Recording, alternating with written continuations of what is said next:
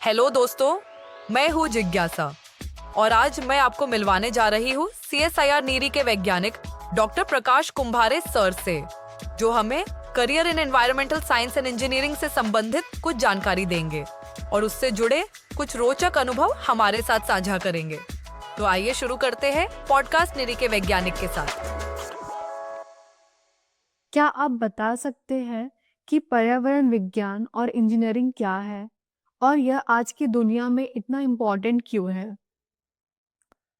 आप देखेंगे कि पर्यावरण पे कि कितने तो भी मुद्दे आज सामने हैं, चाहे एयर पोल्यूशन हो, चाहे वाटर पोल्यूशन हो, चाहे वेस्ट मैनेजमेंट हो, जिसमें environmental science and engineering important role play करता है।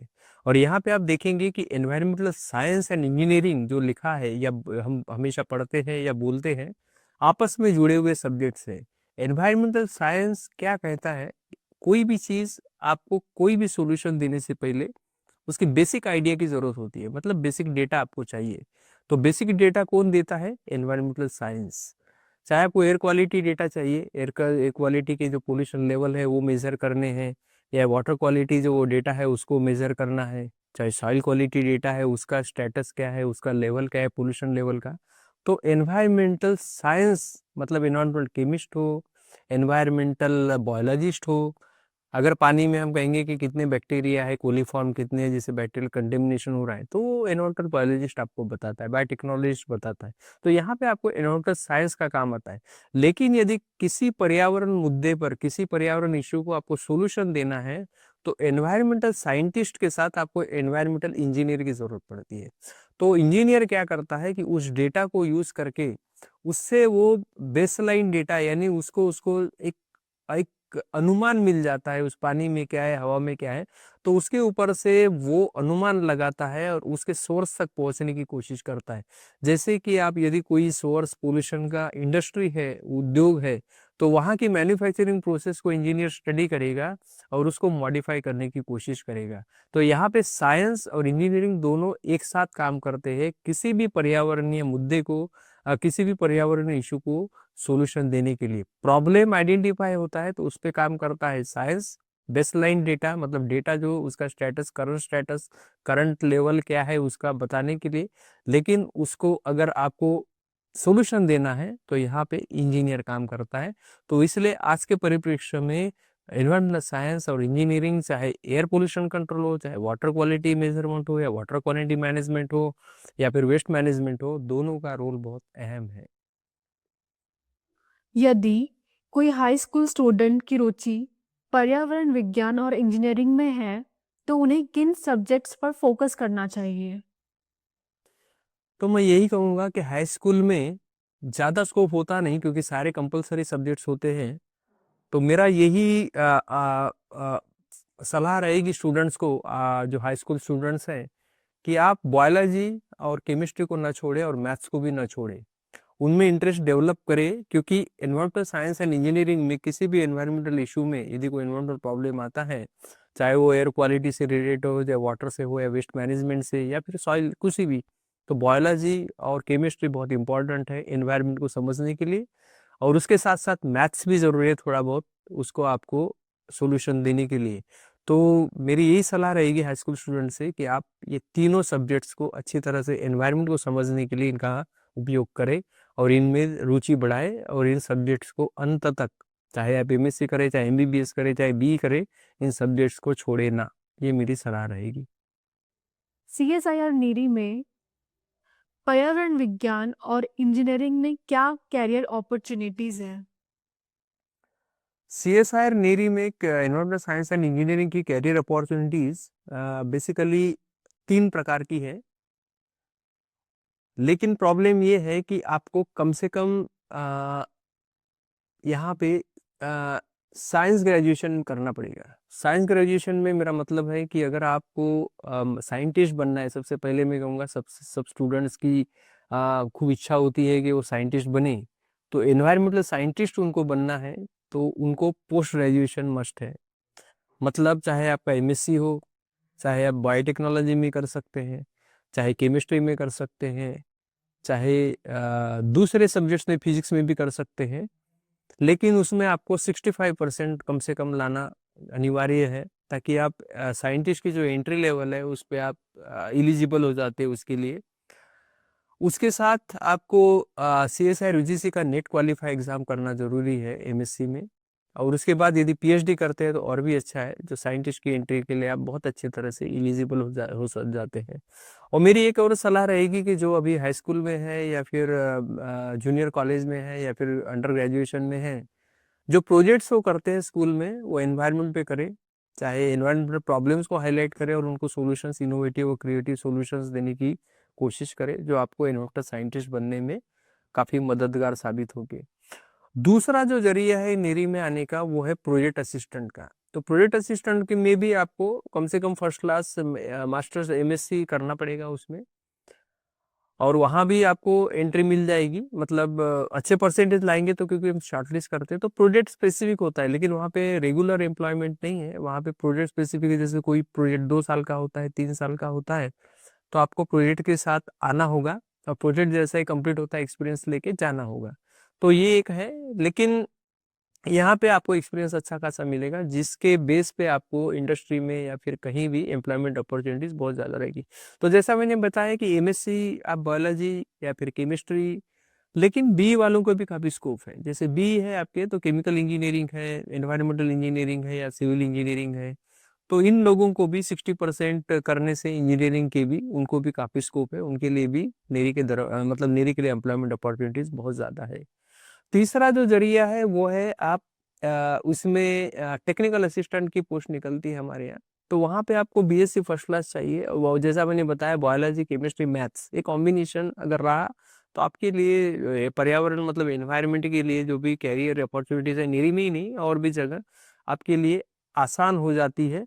और यहाँ पे नेरी में बेसिकली तो 3 ही अभी कैरियर अपॉर्चुनिटीज आपके लिए है।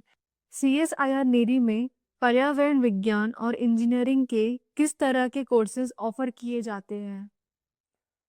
यहाँ पे बेसिकली एक दो तरह के पाठ्यक्रम है, 2 तरह के हैं।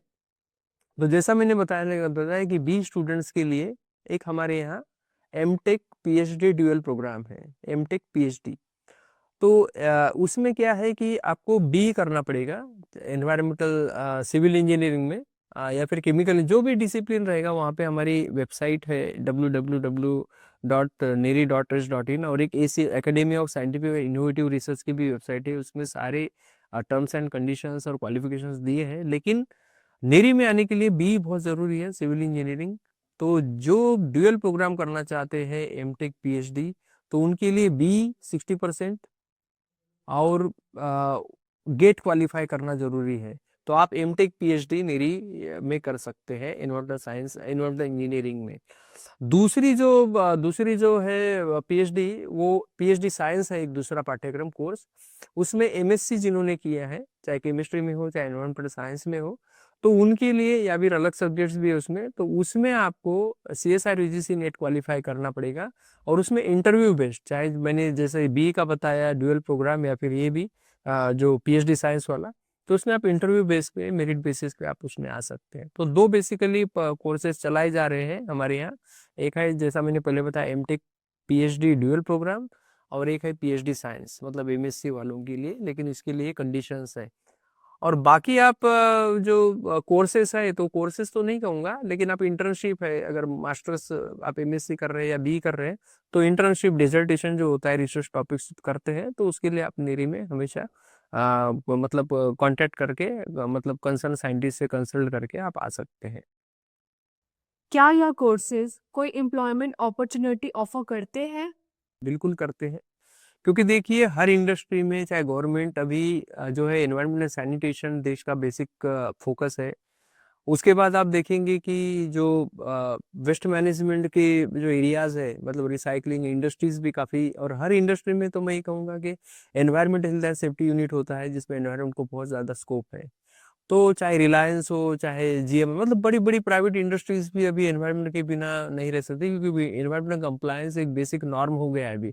हमारे इंटरनेशनल कन्वेंशंस है, नेशनल रूल्स एंड रेगुलेशंस है, तो उसके लिए एनवायरमेंटल इंजीनियर और साइंटिस्ट का बहुत बड़ा रोल है। तो आपको अगर नेरी से करते हैं तो आपका अपर हैंड रहेगा, एज मिलेगा, क्योंकि आपने नेशनल रिसर्च इंस्टीट्यूट जो लीडिंग इंस्टीट्यूट है इंडिया की किया है, तो आपको ऑब्वियसली जब आप जाएंगे इंटरव्यू में या फिर किसी भी प्लेटफॉर्म पे एम्प्लॉयमेंट के लिए, तो आपको उसका फायदा जरूर मिलेगा। तो एम्प्लॉयमेंट अपॉर्चुनिटीज नेरीज में करने के बाद, कि कोई भी कोर्स करने के बाद, उसकी एम्प्लॉयमेंट अपॉर्चुनिटी का पोटेंशियल हमेशा हाई रहेगा। ठीक है। पर्यावरण विज्ञान और इंजीनियरिंग के स्टूडेंट हमारी पृथ्वी की सुरक्षा में कैसे मदद करते हैं? क्या आप कुछ एग्जाम्पल्स दे सकते हैं?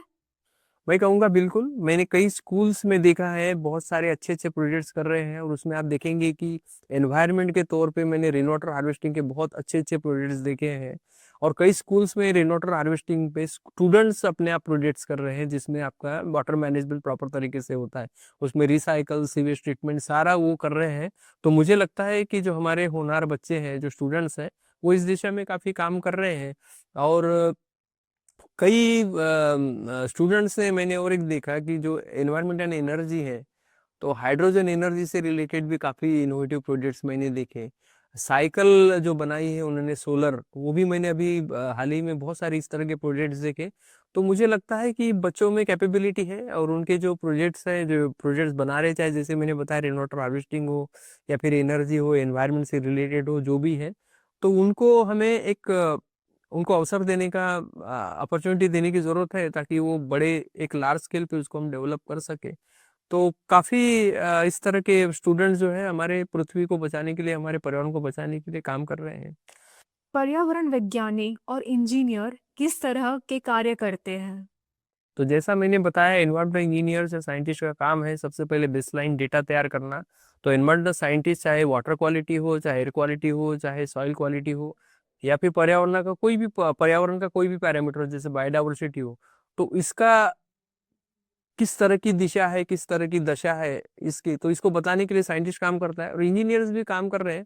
क्योंकि जैसा मैंने बताया, एयर क्वालिटी कंट्रोल, आपका वाटर पोल्यूशन, तो इसमें सीवेज ट्रीटमेंट आता है, इफ्लुएंट ट्रीटमेंट आता है, ईटीपीज और इफ्लुएंट ट्रीटमेंट प्लांट्स होते हैं, सीवेज ट्रीटमेंट प्लांट्स होते हैं। तो इनको ऑपरेशन एंड मेंटेनेंस सारे इंजीनियर्स काम करते हैं। तो इसमें सारे रोल्स वो इंजीनियर्स ही लोग निभाते हैं, क्योंकि वो एप्लीकेशन है।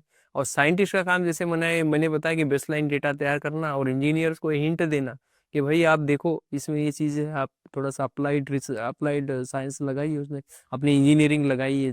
क्योंकि इंजीनियर्स हम कहते हैं कि जनरली सॉल्यूशंस देते हैं, और साइंटिस्ट हम कहते हैं कि एक दिशा बताते हैं, है ना।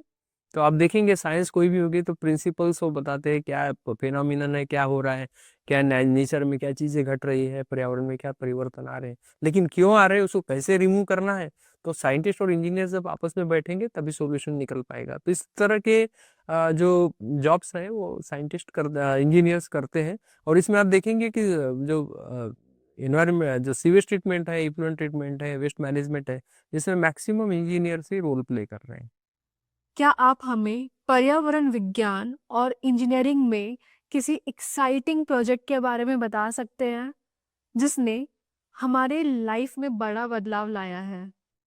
तो मैं यहाँ पे हमारे हाल ही में जो नेरी ने एक सीएसआर नेरी ने जो डेवलप किया है ग्रीन क्रैकर्स, उसके बारे में बताना चाहूँगा। कि जो कन्वेंशनल फायर क्रैकर्स थे, उन्होंने काफ़ी प्रदूषण करते थे, हमारे वाई एयर पोल्यूशन हो चाहे नॉइज पोल्यूशन।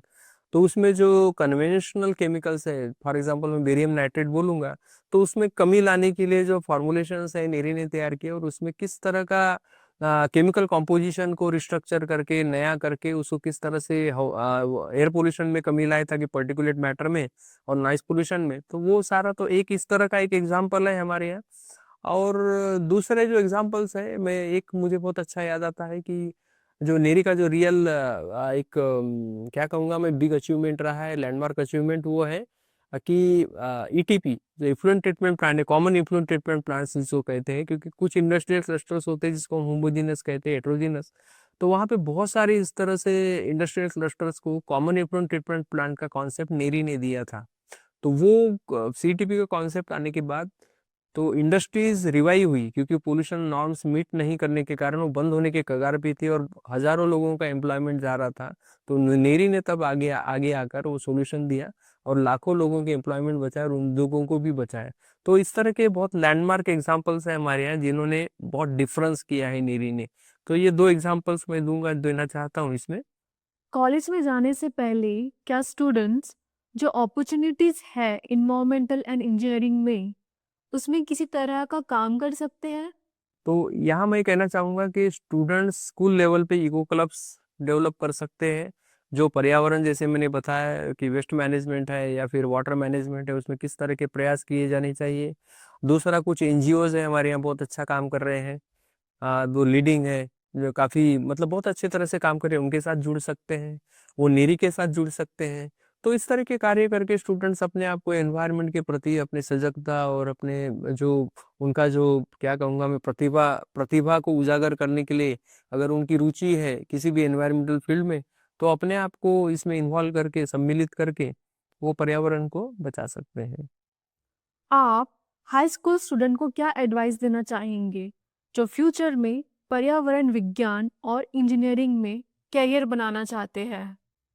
मैं उनको फिर से दोबारा कहना चाहूँगा कि बायोलॉजी, मैथ्स और केमिस्ट्री को ना छोड़े। ये तीनों चीज़ें किसी भी पर्यावरणीय सब्जेक्ट, किसी भी पर्यावरणीय मुद्दे को समाधान देने के लिए तीनों ही सक्षम है। चाहे आप इंजीनियरिंग में जाए फ्यूचर में, चाहे आप साइंटिस्ट बने या मेडिकल साइंस ले, कुछ भी ले, लेकिन तीनों में इंटरेस्ट को न छोड़े, तभी आप किसी भी पर्यावरण समस्या को हल कर पाएंगे और कुछ किसी भी पर्यावरणीय समस्या को समाधान के लिए आप तत्पर रहेंगे। Thank you so much Kumbhare sir, आपने हमारे साथ जो एक्सपीरियंस और नॉलेज शेयर किया है वह हमारे लिए बहुत ही इम्पोर्टेंट और वैल्यूएबल है। इनसे हमें काफी कुछ सीखने को मिला है और हमें आगे कुछ करने के लिए इंस्पिरेशन और डायरेक्शन भी आपने इस पॉडकास्ट के माध्यम से दी। आपका फिर से बहुत बहुत धन्यवाद।